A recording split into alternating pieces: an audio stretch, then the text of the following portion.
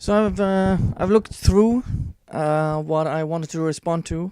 This is the Underworld, the German Viking, and sorry for doing the intro a little bit backwards, but I think there's gonna be a part three now because there is so much stupidity in this movie that John Campea has said. So yeah, I'm gonna make a part three. Otherwise, this video is gonna be so much more longer than I would like it to be, and people probably don't want to see an hour-long video.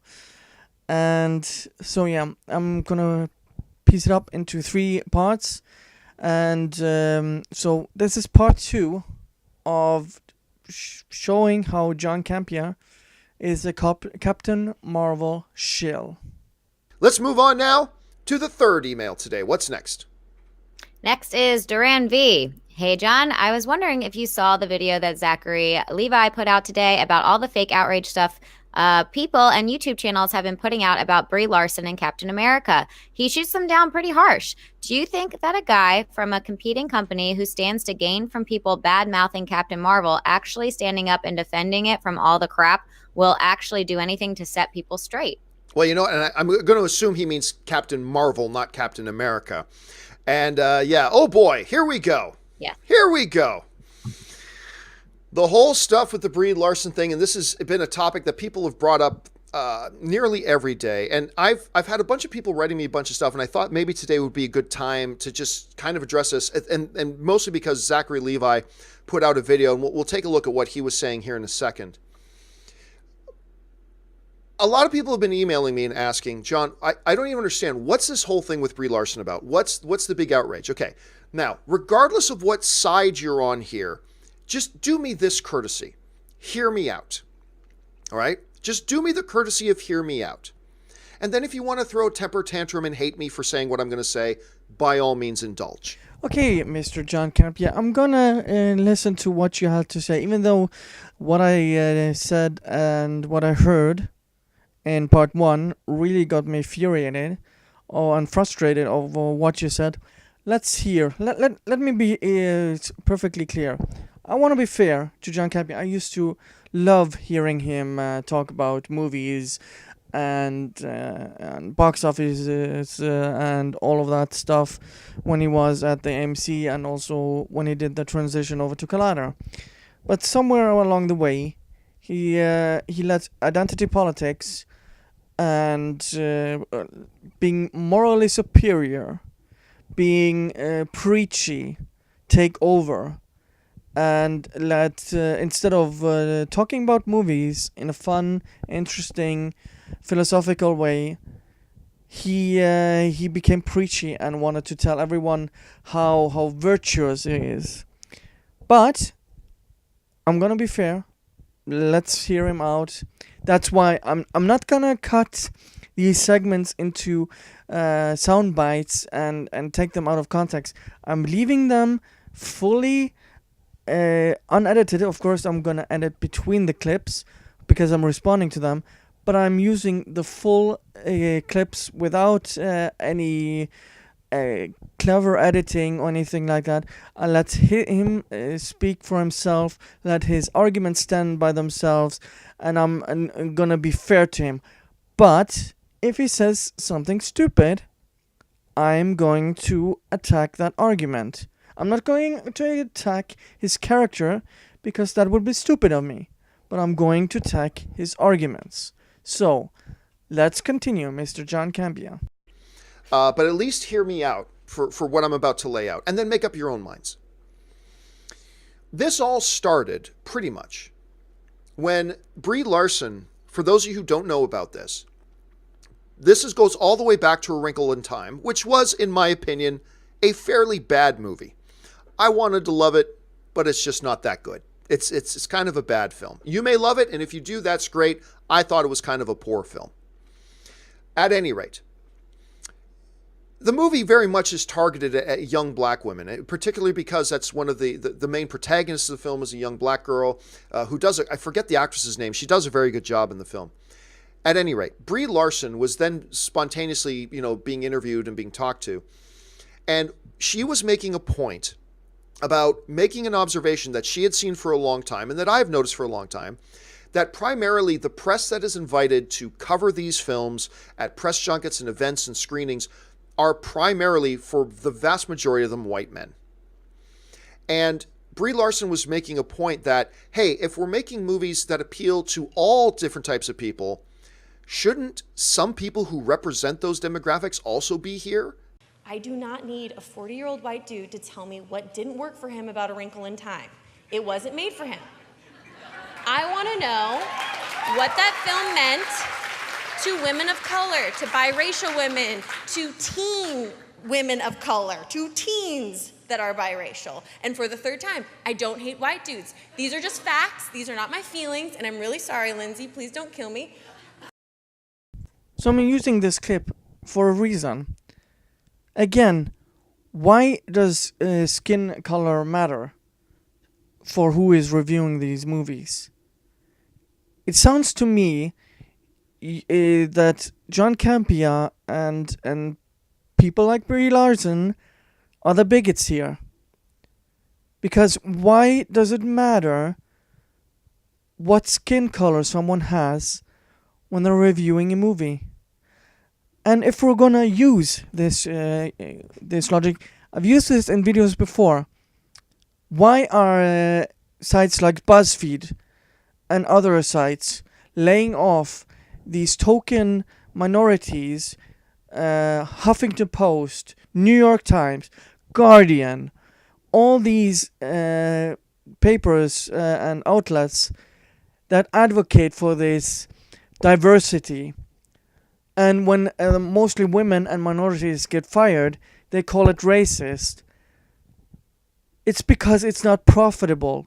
And no one is stopping anyone from applying to those jobs, getting educated in colleges, setting up your own YouTube channel, and making movie reviews.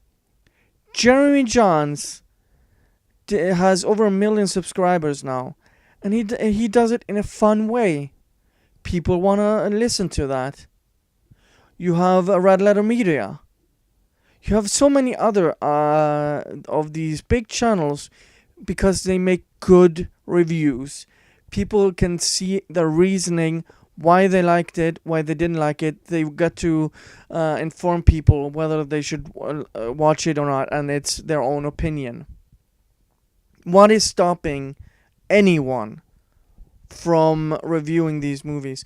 And frankly, it is a soft bigotry of low expectation if you expect that women or minorities can't do this.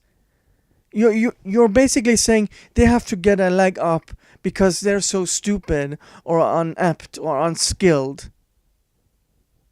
I frankly would say that's bigoted.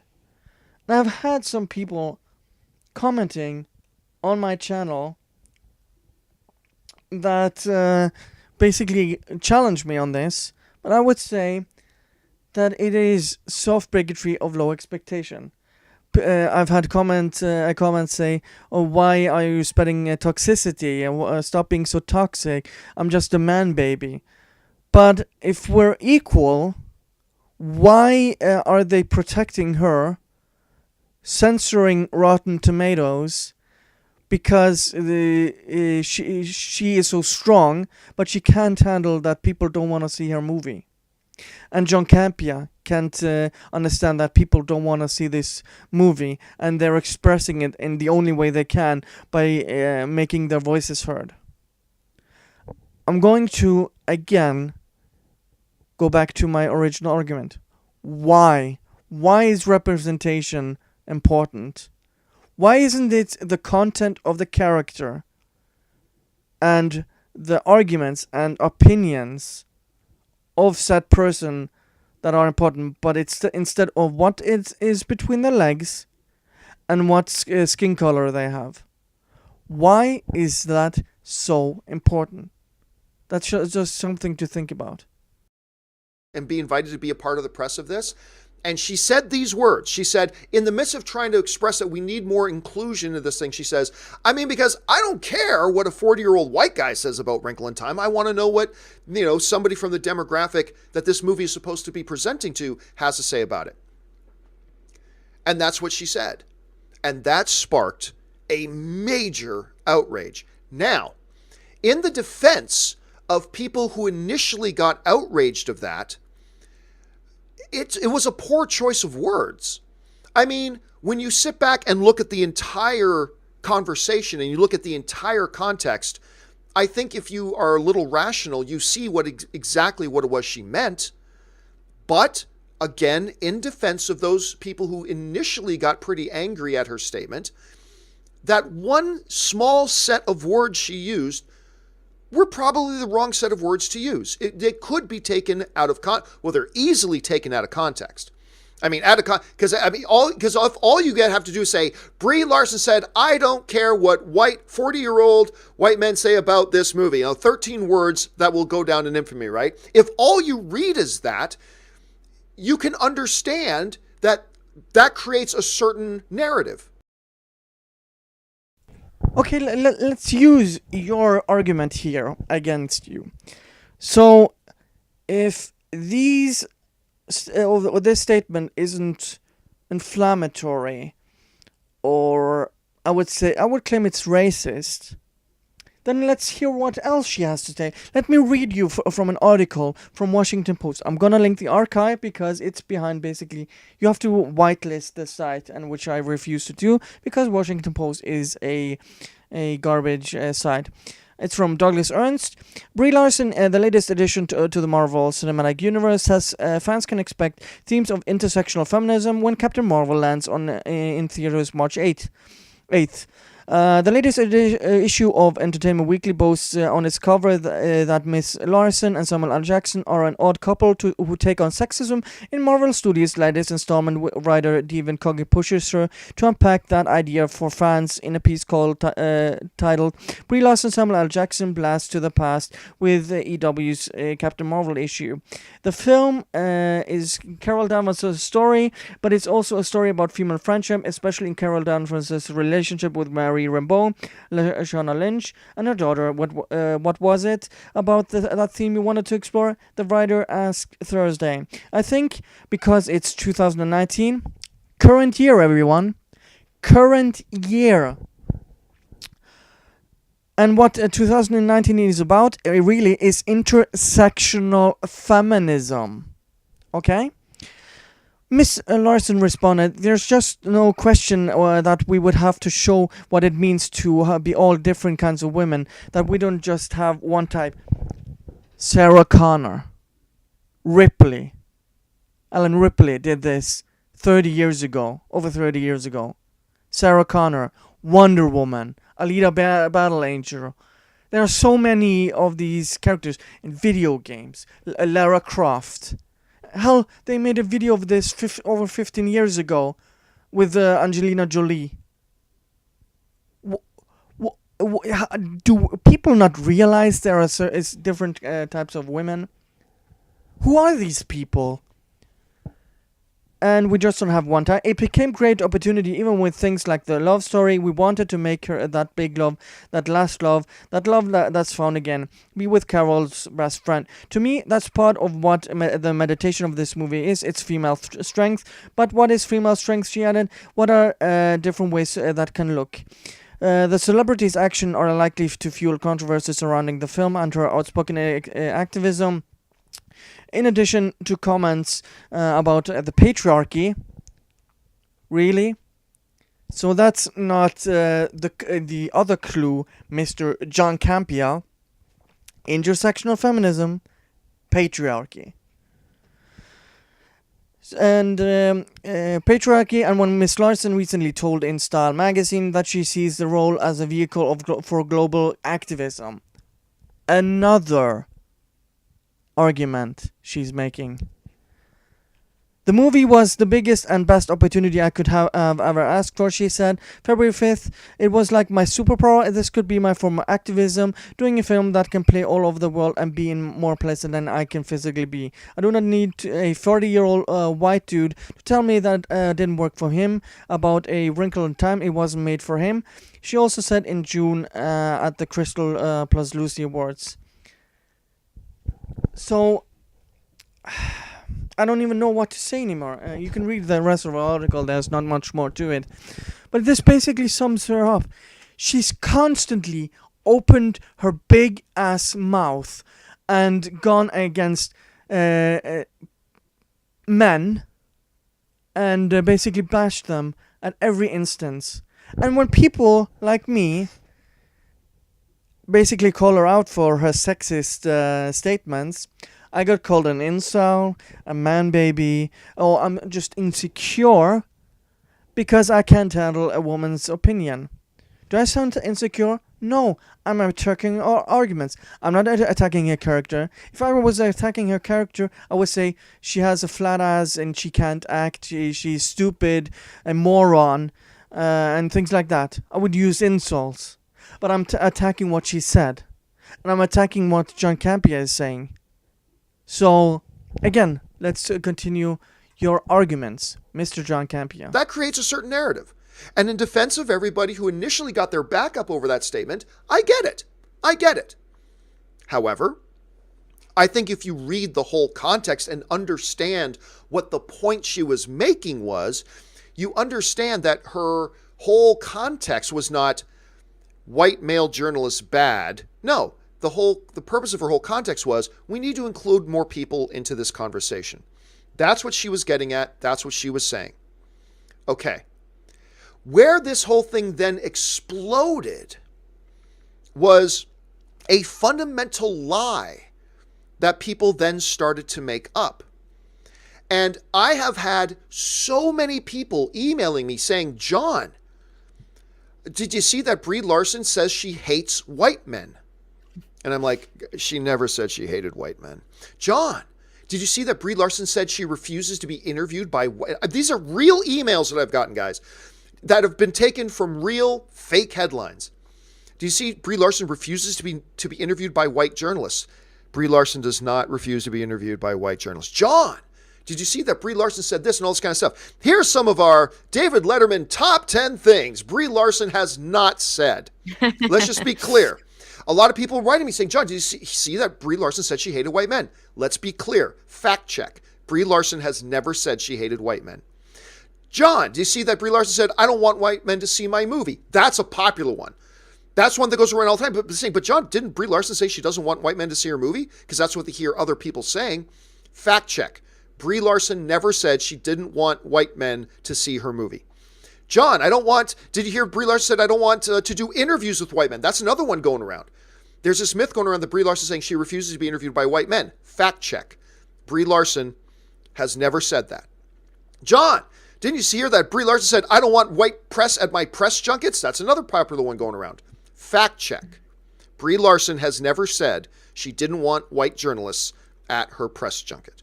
Let's just be let's just be clear about that. I do not need a 40-year-old white dude to tell me what didn't work for him about A Wrinkle in Time. It wasn't made for him.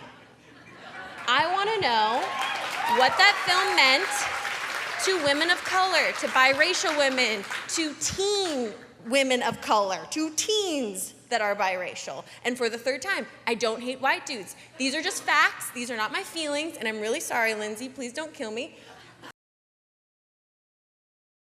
Okay, John, let's just strawman the opposition and people who are angry at this. Again, I'm using this clip.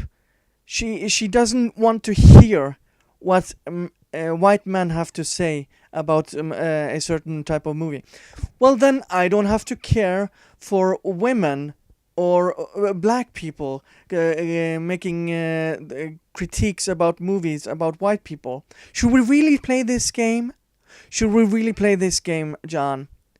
because that is what you're saying. If this was the other way around, if it was a white male saying he doesn't care what the Mary Sue has to say about toxic masculinity in movies and the white lead male and things like that, do you honestly think there wouldn't be outrage from your camp?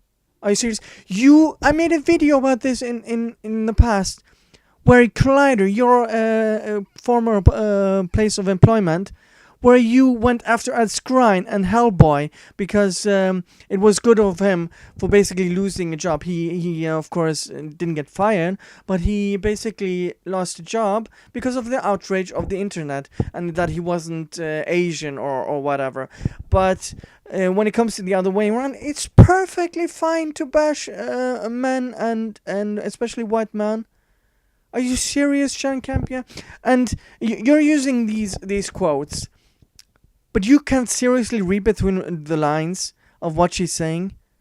Even though she's not saying, I hate white males, you can't understand that she's basically bashing on white men? Seriously, you can't do that?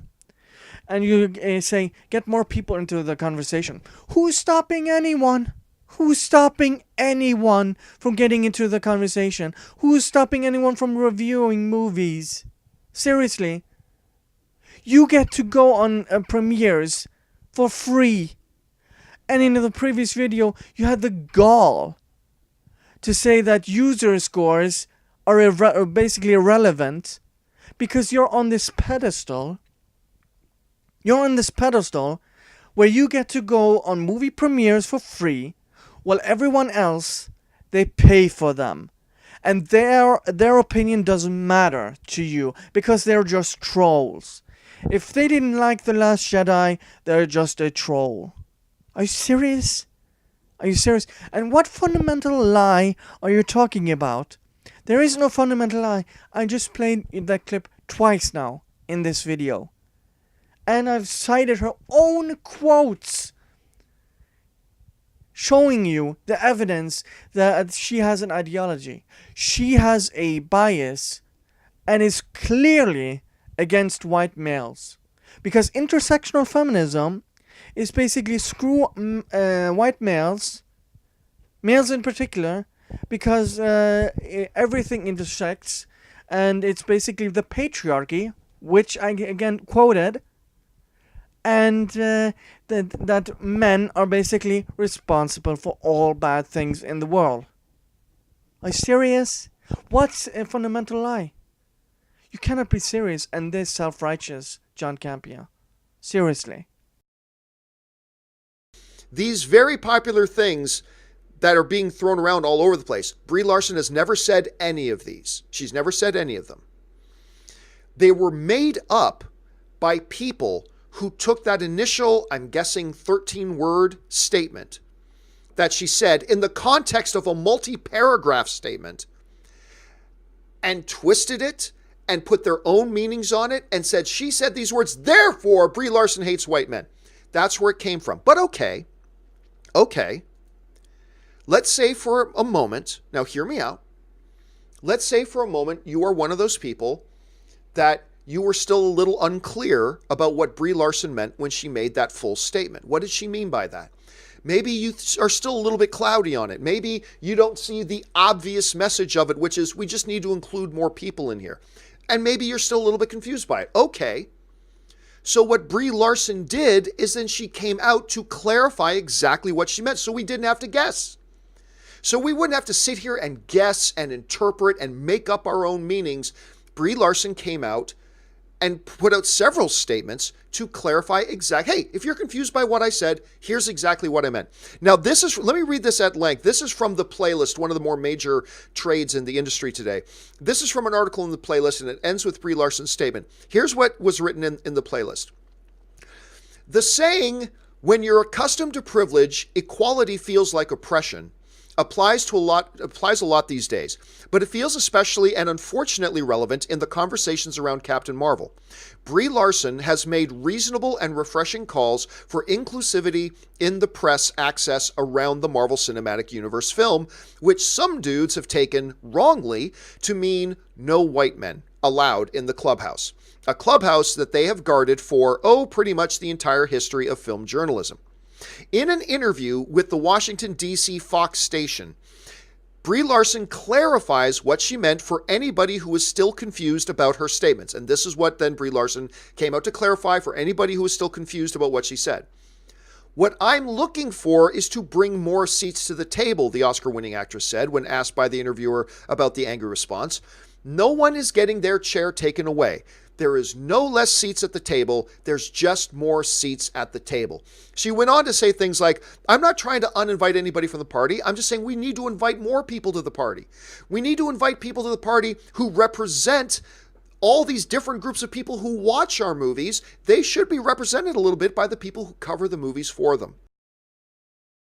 Again, John, when you make a claim that it's made up by people, give us a source where we can investigate that source. If you're saying we're confused, let's go and explore where people are saying false statements for ourselves instead of just claiming stuff. And I'm gonna invoke Hitchens razor.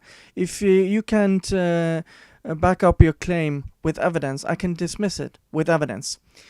So you're speaking to me when that I'm one of the people who are basically outraged and confused by it. So the clarification is, and it's interesting you used the first paragraph from this article. It's from a female, and it's quite interesting that it's a female who's bashing also on men, and where it's editorializing.